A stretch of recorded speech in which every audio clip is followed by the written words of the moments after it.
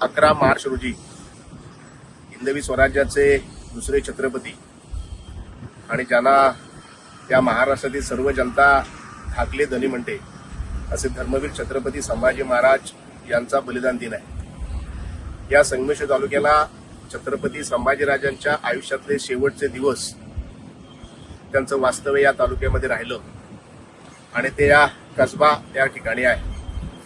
आणि या 11 तारखेला महाराजांच्या बलिदान दिनानिमित्तानं त्यांना स्मरण करण्यासाठी, त्यांना अभिवादन करण्यासाठी, ज्या हिंदू धर्माच्या रक्षणासाठी महाराजांनी सर्वस्वाचा त्याग केला, प्राणाचं बलिदान केलं, त्याचं स्मरण करून या हिंदू धर्म रक्षणाची शपथ घेण्याचा कार्यक्रम या ठिकाणी आम्ही आयोजित केलेला आहे। या कार्यक्रमासाठी महाराष्ट्र राज्याचे मंत्री आदरणीय नितेजी राणे साहेब, या जिल्ह्याचे पालकमंत्री आदरणीय उदयजी सामंत साहेब, त्याचप्रमाणे या विधानसभेचे आमदार सन्मान्य शेखरजी निकम, विधान परिषदेचे आमदार सन्मान्य प्रवीणजी दरेकर साहेब, सन्मान्य प्रसादजी लाड साहेब, त्याचप्रमाणे भारतीय जनता पार्टीचे प्रदेशाचे अध्यक्ष सन्मान्य रवींद्रजी चव्हाण साहेब, रत्नागिरीचे आमदार सन्मान्य किरणजी सामंत साहेब, या मान्यवरांबरोबरच या तालुक्यातील आणि तालुक्याच्या बाहेरून पण सर्व हिंदू संघटनांचे पदाधिकारी, कार्यकर्ते या ठिकाणी जमणार आहेत। या ठिकाणी मुंबईहून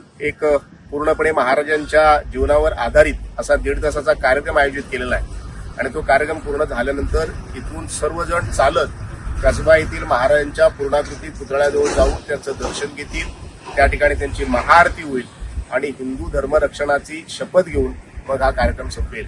त्यामुळे या ठिकाणी महाराजांचं भव्य दिव्य स्मारक व्हावं यासाठी खऱ्या अर्थानं ज्यांनी संकल्पना मांडली ते या राज्याचे माजी आमदार माननीय प्रमोदजी चटार साहेब यांच्या संकल्पनेतून या कार्यक्रमाचं आपण नियोजन केलेलं आहे। आपल्या माध्यमातून मी तमाम हिंदू जनतेला आणि छत्रपती संभाजी महाराजांवर निष्ठा असणाऱ्या अशा सर्व जनतेला आवाहन करू इच्छितो की 11 तारखेला सकाळी 9 वाजता आपण या ठिकाणी यायचंय आणि महाराजांना वंदन करून त्यांच्या चरणी नतमस्तक व्हायचं। धन्यवाद।